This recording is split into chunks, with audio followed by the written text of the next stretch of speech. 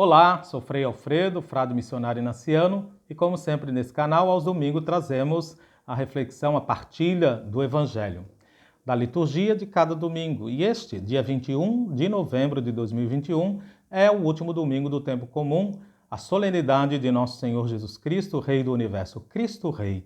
E esta reflexão, procuramos então refletir sobre qual é o segredo do Rei, que é Jesus. A solenidade nos leva a perguntar isso. E a liturgia, então, para este domingo do último do ano litúrgico, nos faz contemplar o mistério do reino de Deus que nos chega nas feições desfiguradas de um Jesus rejeitado, indignado, ridicularizado pelos soldados romanos, que diante de Pilatos declara: "Eu sou rei". A realeza desse rei, muito diferente do que poderíamos imaginar, chega até nós através de um Jesus torturado, insultado pelos soldados romanos que se divertem torturando e debochando de Jesus para aplacar o seu tédio. Mas que tipo de rei é esse? Sem exércitos, sem poder, sem delírio da onipotência, um rei que reina naquele trono infame da cruz, nu, sem dignidade, coroado com uma coroa de espinhos. Que tipo de rei é esse? Um rei tão contraditório que precisava de um sinal que o identificasse, que o tornasse reconhecível, pelo menos para as pessoas que o amavam. Por isso, no deboche, na tortura, fizeram com que Jesus vestisse aquela capa para ridicularizá-lo, aquela coroa de espinhos, aquela cana na mão. Mas aí está o nosso rei. Aquele que aos olhos do mundo é um perdedor, um desgraçado. Mas claro que deve haver uma explicação para essa contradição toda, que ainda hoje abala a consciência de tantos pensadores que no fundo, até gostariam de se livrar dele. Podemos então perguntar: qual é o segredo deste rei? A verdade é que Pilatos então nos ajuda nesse diálogo com Jesus, desse interrogatório, o primeiro interrogatório. A resposta está nesse diálogo, João 18, 33b a 37. João 18, 33 a 37, neste primeiro interrogatório. Então Pilatos já conhecia, apesar de perguntar, já conhecia Jesus, porque ele contribuiu para a prisão de Jesus, foi ele que mandou seus soldados para capturarem Jesus. O evangelista então começa afirmando assim, abre aspas, Pilatos então entrou no pretório, mandou chamar Jesus e lhe disse: "Tu és o rei dos judeus?" A pergunta de Pilatos parece expressar uma surpresa, porque haviam lhe dito que esse Jesus era o Messias esperado. Isso significa dizer que esse é o rei dos judeus, que mediante uma revolta deveria expulsar o poder do sistema em vigor, juntamente expulsando todos os romanos. Mas, evidentemente, a pessoa de Jesus, na verdade, não demonstra, não dá nenhuma ideia de um revolucionário violento e perigoso, e é por isso, então, a surpresa de Pilatos ao olhar para Jesus ao ponto de dizer: "Tu és rei", de fazer essa pergunta. Nesse ponto, então, é interessante perceber que Jesus não responde nada a Pilatos. Pelo contrário, na verdade, Jesus, o acusado, que está sendo interrogado, é que interroga o seu juiz agora, dizendo: "Você diz isso por si mesmo ou falaram isso de mim? Ou os outros falaram?" Então é importante aqui perceber também que a resposta de Jesus não dá nenhuma explicação a Pilatos, não responde, mas ao contrário, convida Pilatos a raciocinar com a sua própria cabeça, assim como já havia feito com o guarda que o esbofeteou, quando disse: "Se fiz mal, mostra-me onde está o mal que eu fiz. Se não fiz mal, por que me bates?" No fundo, não é só constatar os fatos, mas é levar a uma reflexão. É como se Jesus ajudasse a pensar: por que essa violência toda? Isso tem sentido? Assim, então, Jesus procura convencer Pilatos a pensar por si mesmo, como quem diz assim: olha, veja com seus próprios olhos, pense com a sua cabeça, tire as suas próprias conclusões a partir da realidade. É quando então a pergunta de Jesus provoca uma reação furiosa em Pilatos, que reage dizendo assim: "Sou talvez judeu", ou em português, como a gente lê, "por acaso eu sou judeu?" E nessa expressão de Pilatos está contido todo o desprezo pelo povo judeu. Quando ele diz isso: "Sou acaso judeu?" O povo que ele governava, ele tem um profundo desprezo. Em seguida, então, Pilatos faz uma denúncia. O teu povo e os chefes dos sacerdotes te entregaram a mim. O que fizeste? Na verdade, o que Pilatos está afirmando é que todos estão contra Jesus. É claro que a gente sabe que as autoridades, os sumos sacerdotes aí, estão contra Jesus, né? Mas o povo está contra Jesus, a maioria está contra Jesus. Por quê? Porque, na verdade, estão dominados por essas autoridades e eles formam a sua opinião por aquilo que ouvem, por aquilo que essas autoridades religiosas manipulam, por aqueles, talvez, que, se tivessem as redes sociais, seriam manipulados por ela, por uma verdade duvidosa, entre aspas, cheia de segundas intenções e de interesse.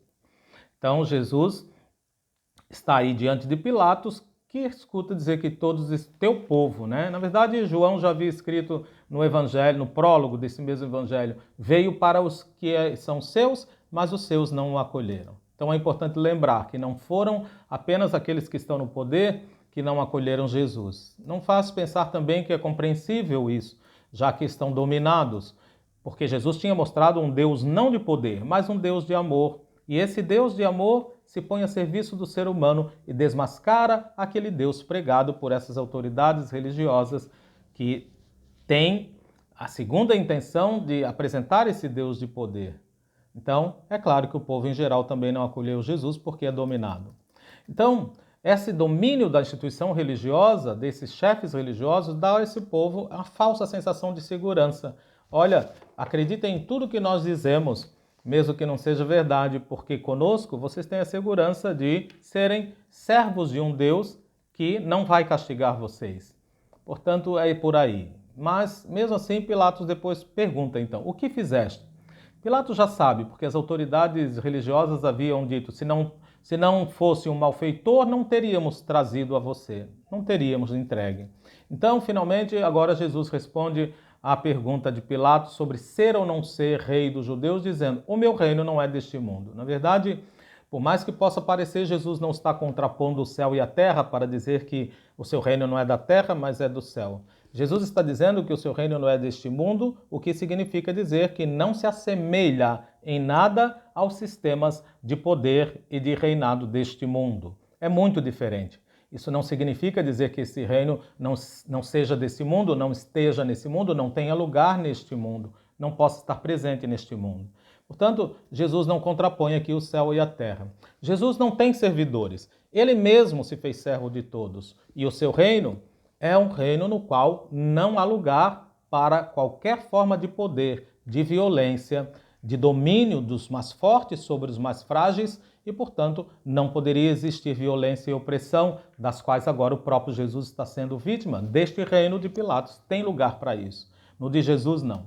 O reino de Jesus, então, não é deste mundo, está neste mundo, mas como uma realidade alternativa, com valores novos, com uma vida nova e um jeito novo de viver, onde o mais importante não é estar sobre os outros, mas se colocar como último. Não é ser o maior, mas ser o menor e aquele que serve. Não é comandar, mas é servir. Não é ter e possuir e acumular, mas é compartilhar.